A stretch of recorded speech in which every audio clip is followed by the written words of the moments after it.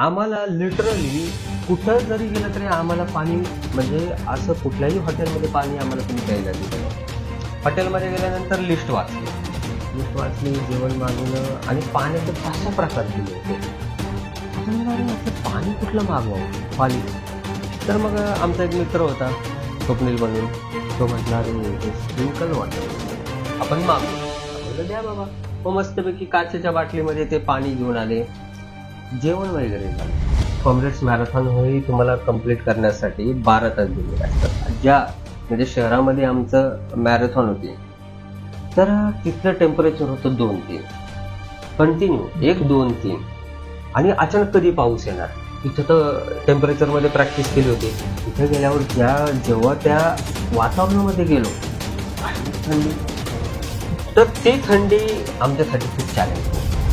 तर ती प्रत्येकाचं एक स्वप्न असतं की मला एकदा तरी ती करायची. कारण का आपल्या देशापासून दूर एक अशी स्पर्धा होती जी जवळजवळ तब्बल 100 वर्ष झालं आता ऑर्गनाईज होत आली आणि ते प्रत्येकाचं एक स्वप्नच असतं. म्हणून मी एकदा मनाशी ठरवलं होतं की काही झालं तरी मला एकदा त्या स्पर्धेमध्ये भाग घ्यायचा आहे. तर मला पहिल्यापासून एक सवय, आयुष्यामध्ये एक नवीन टार्गेट घ्यायचं आणि ते पूर्ण करायचं.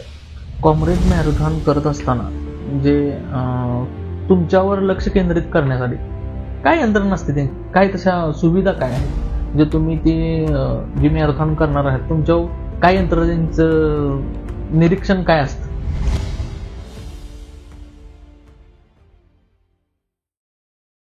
नमस्कार मंडळी, स्वागत आहे आपलं लाईफ स्टोरी मराठी या युट्यूब चॅनलवर. तर आज आपण अशा व्यक्तिमत्वाला भेटणार आहे. ते व्यक्तिमत्व म्हणजे नुकतंच 2023 मध्ये कॉम्रेड मॅरेथॉन कंप्लीट करून आलेले आहेत. तर त्यांच्याशी आज दिलखुलासपणे गप्पा मारणार आहेत आणि त्याच पद्धतीने कॉम्रेड मॅरेथॉन ही काय आहे नेमकी ही त्यांच्याकडून जाणून घेणार आहोत. सर, स्वागत आहे तुमचं. नमस्कार. तर मी ऍक्च्युली कॉम्रेड्स मॅरेथॉन सांगण्याच्या अगोदर मी त्याच्याबद्दल थोडीशी तुम्हाला पार्श्वभूमी सांगतो आणि ती कशी होती ते सांगतो. साऊथ आफ्रिकेमध्ये कॉम्रेड्स नावाची एक मॅरेथॉन ऑर्गनाईज होती गेले 96-97 वर्ष झालं. आणि एक प्रत्येक धावपटूची एक आयुष्यामध्ये इच्छा असते की मला एकदा तरी जी लांब पल्ल्याची ही असते आणि त्याच्यासाठी खूप जण खूप तयारी करत असतात. तर ही कॉम्रेड्स मॅरेथॉन 96-97 वर्ष झालं साऊथ आफ्रिकेमध्ये ऑर्गनाईज होती आणि कमीत कमी पूर्ण वर्ल्ड मधून याच्यामध्ये लोक भाग घेतात.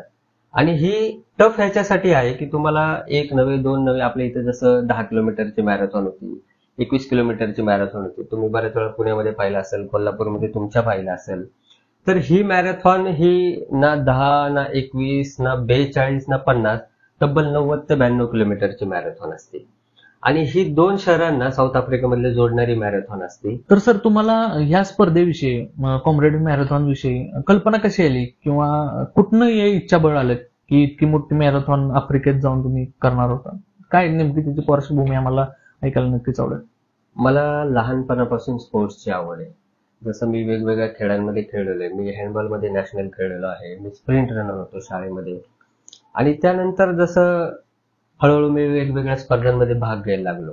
गेली 10 वर्षापासून मी ट्रायथलॉन ह्या एक वेगळ्या खेळामध्ये थोडं जरा सक्रिय झालोय. तर मी खूप सारे मोठे यश लावलेले आहे, त्याच्याबद्दल मी तुम्हाला शेवटी सांगतो. तर रनिंग करताना खूप साऱ्या 10 किलोमीटरच्या मॅरेथॉन केल्या, 21 किलोमीटर ज्याला आम्ही हाफ मॅरेथॉन म्हणतो, त्यानंतर 42 किलोमीटर ज्याला आम्ही फुल मॅरेथॉन म्हणतो.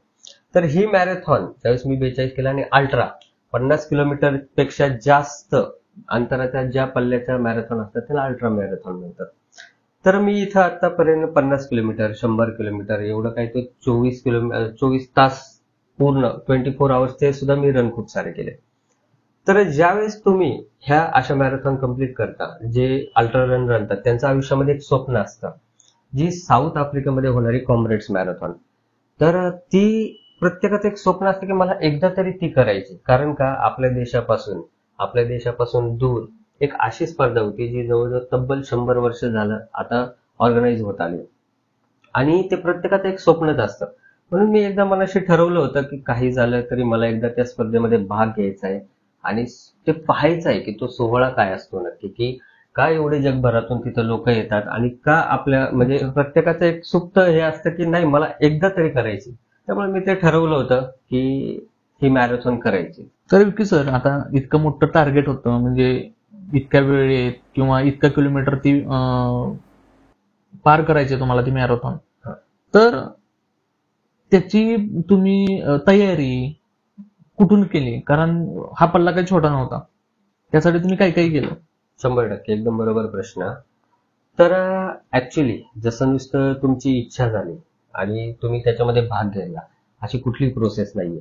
त्याच्यासाठी जसं एखादी परीक्षा पास होण्यासाठी तुम्हाला एक्झाम द्यावी लागते, सेम इथंच आहे. प्रॅक्टिस करावं. प्रॅक्टिस तुम्हाला 100% करावी लागते. पण त्याच्या अगोदर तुम्हाला इंडियामध्ये काही स्पर्धा ज्या आहेत ह्या तुम्हाला क्वालिफाय करण्यासाठी इथं तुम्हाला त्या स्वतः क्वालिफाय व्हाव्या लागतात. म्हणजे जसं कॉम्रेड्स मॅरेथॉन जर तुम्हाला त्या स्पर्धेमध्ये भाग घ्यायचा असेल तर तुम्हाला इंडियामध्ये त्याच्यासाठी क्वालिफिकेशन लागतं. त्याच्यासाठी एक फुल मॅरेथॉन म्हणजे जी 42 किलोमीटरची मॅरेथॉन आहे ही तुम्हाला क्वालिफाय करावी लागते, जी 4.5 तासाच्या 4 तास 50 मिनिट वगैरे असं त्याचं टायमिंग आहे. तर मग एक काही सिलेक्टेड मॅरेथॉन आहे, म्हणजे टाटा मुंबई मॅरेथॉन, जे इंटरनॅशनल लेवलच्या मॅरेथॉन आहे, त्याच्यामध्ये तुम्हाला भाग घ्यावा लागतो आणि तो भाग घेऊन त्यानंतर मग तुम्ही त्याच्यामध्ये क्वालिफाय व्हावं लागतं. मग मी पुणे इंटरनॅशनल मॅरेथॉन झाली होती पुण्यामध्ये, त्याच्यामध्ये मी त्यावेळेस मी ते क्वालिफाय केली आणि मी त्याच्यामध्ये माझं सिलेक्शन झालं साऊथ आफ्रिकेसाठी. सर, ह्याच्यात म्हणजे ही मॅरेथॉन काय वयोगटासाठी असते काय? हा खरंच एक गमतीदार प्रश्न आहे. काय वयोगट जे तुम्ही म्हणताय ना, तर ह्याच्यामध्ये कमीत कमी तुम्ही तुमचं वय 18 वर्ष पाहिजे आणि जास्तीत जास्त तुम्ही 80-90 वर्षाचे किती जरी असताल तरी त्याच्यामध्ये तुम्ही भाग घेऊ शकता. कारण कॉम्रेड्समध्ये काही रनर असे आहेत की ज्यांचं वय 75 वर्ष आणि सलग 40 वर्ष झाले ते त्यांच्या देशासाठी रिप्रेझेंट करतात. त्यामुळे 18 वर्षानंतर कुठलाही माणूस कुणीही त्याच्यामध्ये 100% भाग घेऊ शकतो. फक्त तुम्हाला त्याच्यासाठी क्वालिफाय व्हावं लागतं, याच्यामध्ये बाकी काय आत नाही.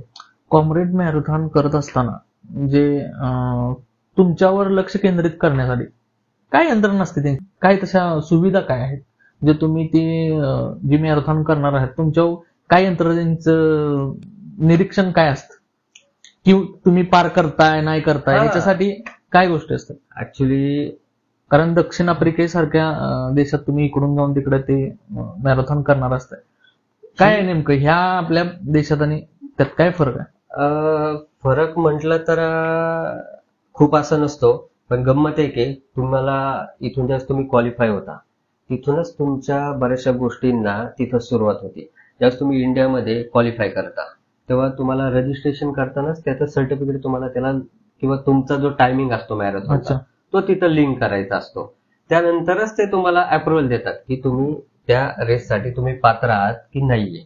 मग जेव्हा तुम्ही तिथं साऊथ आफ्रिकेमध्ये जाता तर बऱ्याच जणांना इथं एक टेक्नॉलॉजी सध्या त्यांची अशी त्यांनी डेव्हलप केलेली की तुम्हाला एक बीप दिले असतो, बीप म्हणजे ज्याच्यावर आमचा नंबर असतो आणि त्याच्यामध्ये एक चिप असते.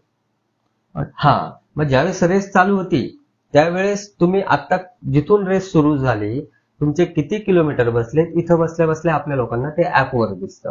म्हणजे तो पूर्ण रूट, समजा जो 90 किलोमीटरचा रूट आहे त्यांचे जे ऍप असतात, म्हणजे माझे 10 किलोमीटर झाले, 20 किलोमीटर झाले, 30 किलोमीटर झाले, तिथं मी आता कुठल्या रूटला किती किलोमीटरला हे आता तुम्ही बसला तुम्हाला ते बघता येतं.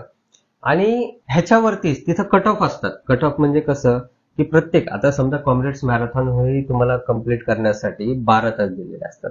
12 तासाच्या आतमध्येच तुम्हाला ती रेस कम्प्लीट करावी लागते. त्याच्यामध्ये दुसरी गंमत म्हणजे कसं, तुम्हाला एक कट ऑफ असतो. समजा त्या 12 तासापैकी तुम्हाला पहिल्या 4 तासामध्ये समजा सांगितलं की 25 किलोमीटर एक अंतर पूर्ण करायचं.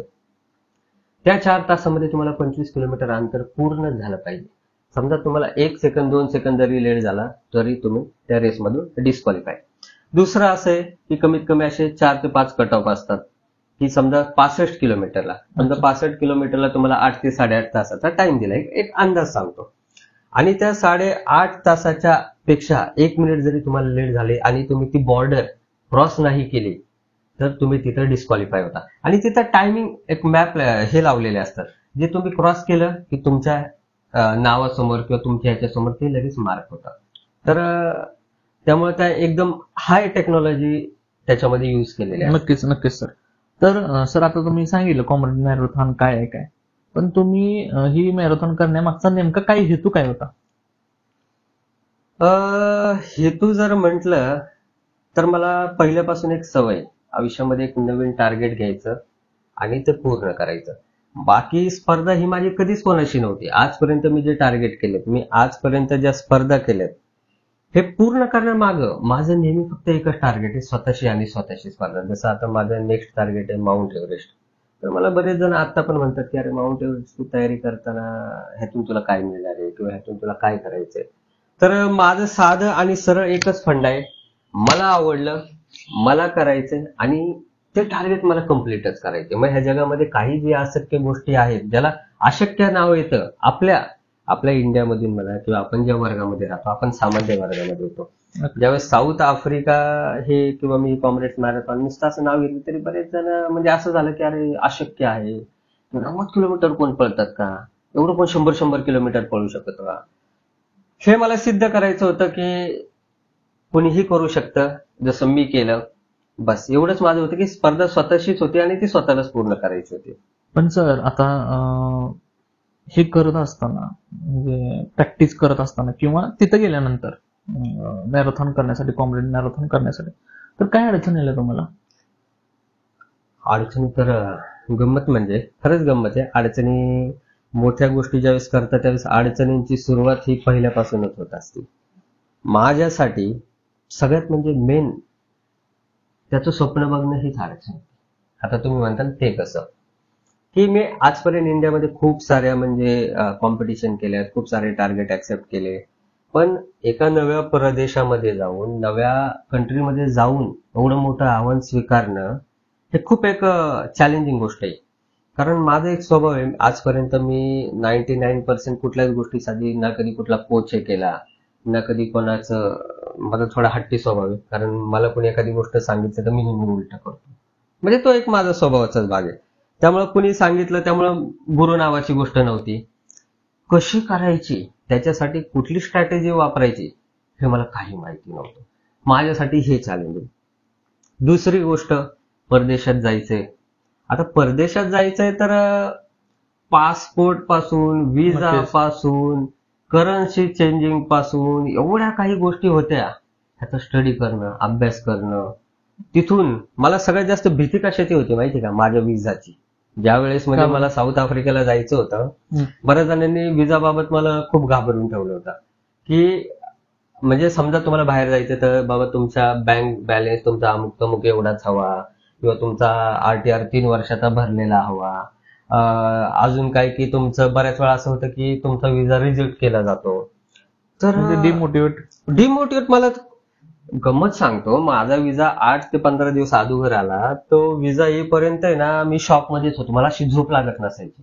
का तर समजा एवढी तयारी केली, सगळं केलंय, सगळं फ्लाईट रजिस्ट्रेशन झालंय, सगळं झालंय आणि त्या मला विजाच नाही आला. मला त्या प्रॅक्टिसपेक्षा त्या विजाच कायम टेन्शन होतं.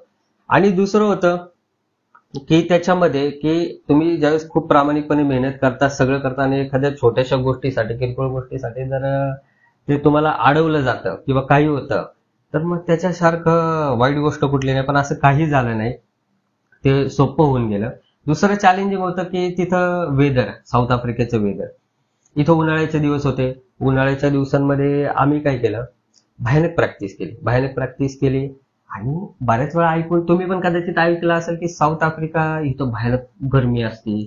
साऊथ आफ्रिकेमध्ये टेम्परेचर खूप असतं. आपल्या इथं बरेच म्हणून तिथे उन्हाळी कल्पून काळी लोक झाले, असं अशा टाईपमध्ये. पण ऍक्च्युली तिथं गेल्यावर एक गंमत झाली की साऊथ आफ्रिकेमधलं ज्या म्हणजे शहरामध्ये आमचं मॅरेथॉन होती, तर तिथलं टेम्परेचर होतं 2-3 कंटिन्यू, 1-2-3. आणि अचानक कधी पाऊस येणार. इथं तर टेम्परेचर मध्ये प्रॅक्टिस केली होती. तिथं गेल्यावर जेव्हा त्या वातावरणामध्ये गेलो, भयानक थंडी. तर ती थंडी आमच्यासाठी खूप चॅलेंजिंग होती पूर्ण रेसमध्ये. म्हणजे ज्यावेळेस रेस सुरू झाली तेव्हा 3 जॅकेट घातले होते.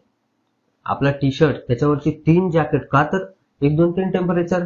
आणि ज्यावेळेस रेस सुरू झाली त्यानंतर 9 वाजेपर्यंत, 5 वाजता रेस सुरू झाली, 9 वाजेपर्यंत एक जॅकेट फेकून दे, दुसरं जॅकेट फेकून दे, तिसरं जॅकेट फेकून दे आणि दुपार झाली की हिट. मग तिथलं क्लायमेट आणि आपलं क्लायमेट दोन्ही मॅच करणं खूप टफ होतं. हे माझ्यासाठी खरंच खूप चॅलेंजिंग होतं. नक्कीच सर.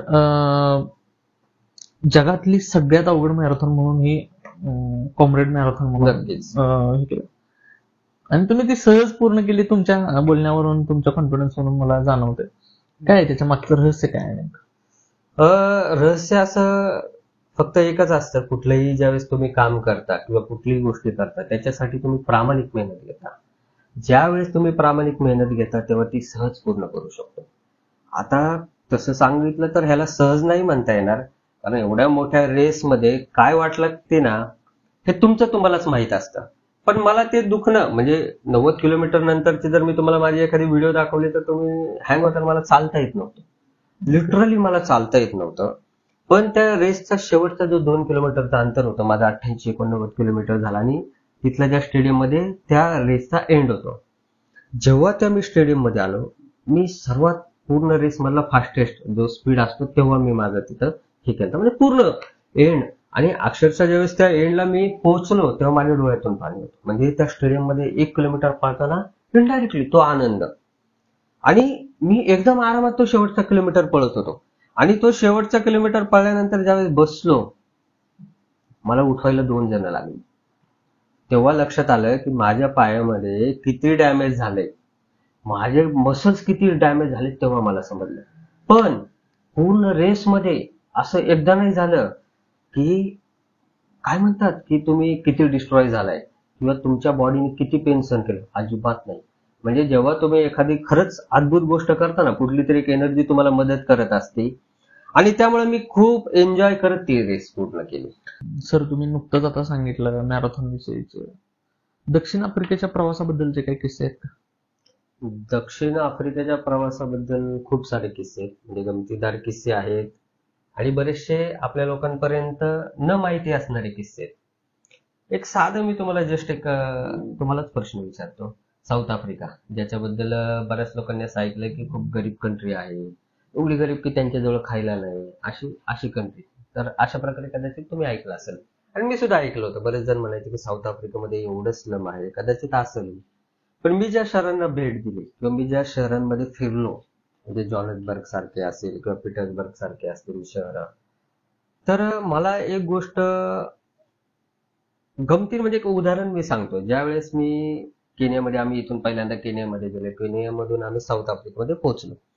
साऊथ आफ्रिकेच्या ज्यावेळेस एअरपोर्टवरती उतरलो आणि एअरपोर्टवरती तुमच्या बॅगा वगैरे चेक करतात, तर एका ठिकाणी आम्हाला थांबवलं. आमची चेकिंग वगैरे चालू असताना एक मॅडम होत्या साऊथ आफ्रिकेमधल्या, आणि आपल्याला कौतुक कौतुक म्हणजे असंच की त्यांनी विचारलं कुठून आले वगैरे. मी सांगितलं इंडियामधून.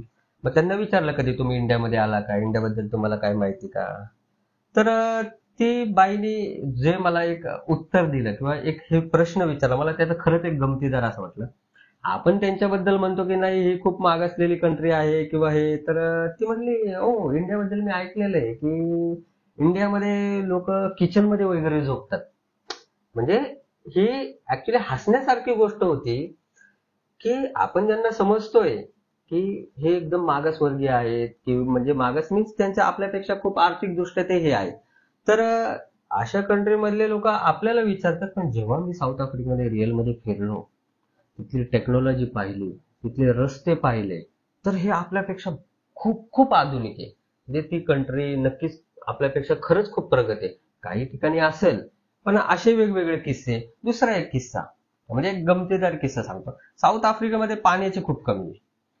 आपल्या इथं कसं, आपल्या इथं पाणी लोक एवढं वापरतात, पाण्याची काही किंमत नाहीये. आम्हाला लिटरली कुठं जरी गेलं तरी आम्हाला पाणी, म्हणजे असं कुठल्याही हॉटेलमध्ये पाणी आम्हाला कोणी प्यायला दिलं नाही. आम्ही म्हणजे पहिले जे 3-4 दिवस माझे गेले, एक छोटासा किस्सा सांगतो पाण्याबद्दल. पहिल्या दिवशी आम्ही ज्या दिवशी साऊथ आफ्रिकेमध्ये गेलो आणि संध्याकाळी जेवण्यासाठी हॉटेलमध्ये गेलो. हॉटेलमध्ये गेल्यावर त्यांनी लिस्ट दिली जेवणाचे मेनू वगैरे, आणि गंमत म्हणजे तिथं तुम्हाला पाणी वगैरे कोणी देत नाही. पाणी तिथं खरंच खूप, म्हणजे त्या लोकांसाठी पाणी हा खूप जिव्हाळ्याचा प्रश्न आहे.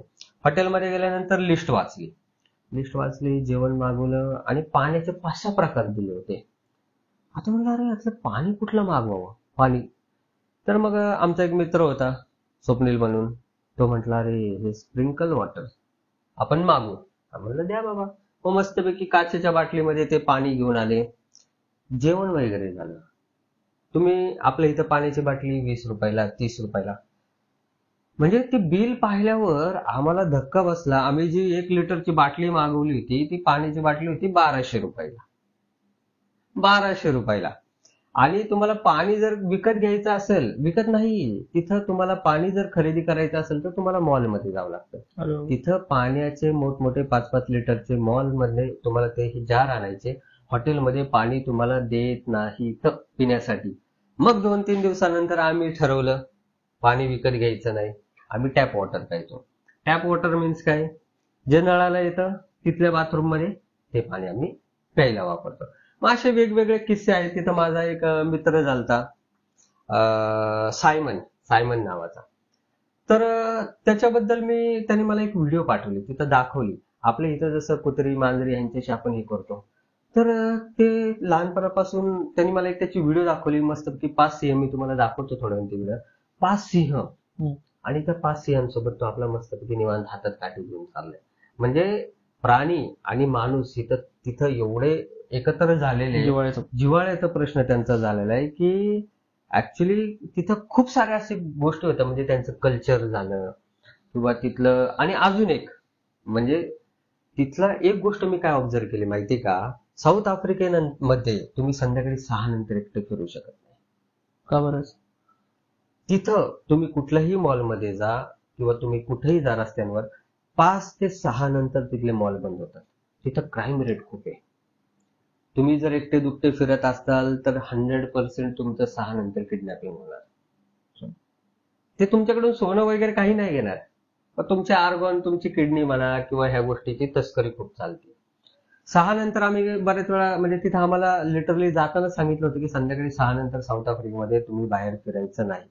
मॉलमध्ये आपल्या इथं जसं सिक्युरिटी असती, तिथले सिक्युरिटी म्हणजे मशीन गन घेऊन मॉलमध्ये लोक त्यांचे, एवढं तिथलं क्राईम रेट भयानक आहे. संध्याकाळी 6 नंतर म्हणजे तुम्ही कुठल्या जरी अजून एक मी गोष्ट साऊथ आफ्रिकेमध्ये काय पाहिली, मोठमोठे बंगले, खूप मोठमोठे बंगले, पण प्रत्येक बंगल्याला करंट सोडले बाहेरून की जेणेकरून आतमध्ये कोणी एंट्री करून नाही शकलं पाहिजे.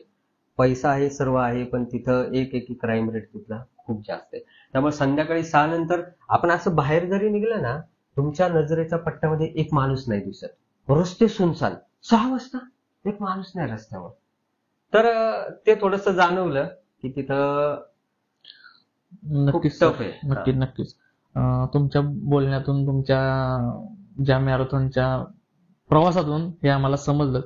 तर सर, आता जे नवीन मॅरेथॉन काय स्पर्धक असतील, जे पार्टिसिपेट करणार असतील, तर त्यांच्यासाठी काय एक संदेश आहे, काय मेसेज आहे? मॅसेज म्हणजे एक काय माहितीये का, कुठल्याही गोष्टीला किंवा स्पोर्ट असं क्षेत्र आहे ना की तिथं तुम्हाला शॉर्टकट नाही. तुम्हाला मेहनत करावीच लागते. तुम्हाला प्रामाणिकपणे त्या गोष्टीसाठी डेडिकेशन द्यावंच लागतं. आणि दुसरं, स्पोर्ट ह्या क्षेत्रामध्ये तुम्हाला विरोध हा सहन करण्याची ताकद पाहिजे. विरोध हा घरातून होतो, विरोध हा समाजातून होतो, विरोध हा लोकांकडून होतो. आपल्या इथल्या लोकांची एक मानसिकता काय माहिती का, की तुम्ही ज्यावेळेस एखादा खेळ खेळता, एखादा स्पोर्ट खेळता, तर आपल्या इथली अपेक्षा एकच आहे की त्यातून तुम्ही काय कमवता, त्यातून तुमचा इन्कम सोर्स काय. तर मी एक संदेश देईल, म्हणजे मी एक बिझनेसमॅन आहे आज, आणि मी बिझनेस करता करता मी माझे स्पोर्ट म्हणजे स्पोर्ट लाईफ मी सांभाळतो. कितीतरी खेळाडू, कितीतरी नवीन मुलं मी अशी पाहिली की जी पूर्ण स्वतःला वाहून घेतात स्पर्धांसाठी, आणि ही खूप चांगली गोष्ट आहे. पण नाण्याला जशा 2 बाजू असतात. स्पोर्ट क्षेत्र सांभाळता सांभाळता स्वतःचं भविष्याचा सुद्धा आपण विचार केला पाहिजे.